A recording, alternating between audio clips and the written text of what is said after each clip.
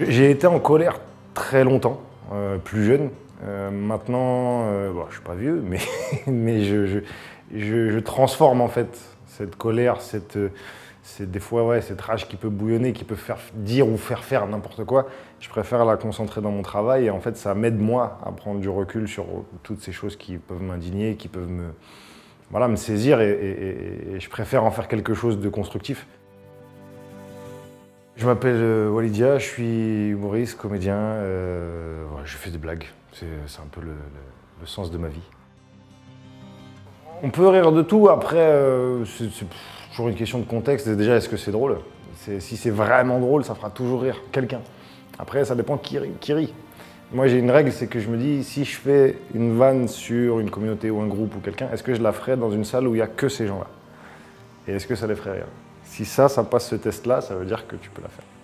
Je fais plus des vannes sur ceux qui veulent empêcher les migrants d'arriver. J'essaie de jamais m'en prendre, moi, des gens qui sont déjà par terre. Je suis plutôt sur ceux qui empêchent les gens de vivre. Dans la vie, c'est pas ce qui me fait rire. Je suis plus sur le... J'aime taper sur les gens de pouvoir, c'est plus simple. C'est le seul moyen qu'on a de les atteindre. SOS Méditerranée, c'est plus, pour moi, c'est plus une énergie. C'est-à-dire que c'est des gens qui se mettent au service d'une mission. Aujourd'hui, trouver des gens altruistes, ça devient un peu compliqué dans le monde dans lequel on est. Et je trouve que des gens qui arrivent à se réunir autour de ça, qui arrivent à aider des gens, moi j'ai des gens de ma famille qui ont connu des trajets migratoires, etc. Donc je sais ce que ça peut être de traverser ce genre de situation. Et qu'il y a des gens qui parfois ne sont pas du tout concernés par ces histoires-là, qui s'y mettent et qui mettent de l'humanité là-dedans, moi ça me touche beaucoup.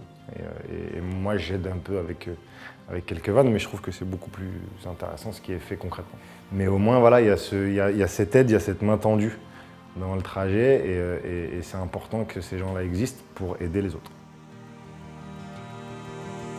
Mais c'est une main tendue au sens concret, c'est-à-dire que quand on se noie, une main tendue, c'est tout ce qu'on attend, ou une bouée ou ce qu'on veut, mais dans le sens où à un moment donné, faire le geste d'aller vers quelqu'un en détresse, c'est l'image que j'ai de ça, c'est vraiment une main tendue. En fait.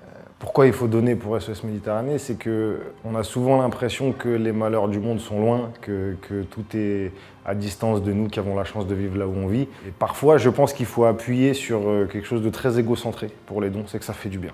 Ça fait du bien d'aider quelqu'un quand nous, notre vie va bien, quand nous, on a un peu plus. Être égoïste et donner, ça peut marcher aussi. Ça peut marcher aussi et c'est se soigner que de donner aux autres.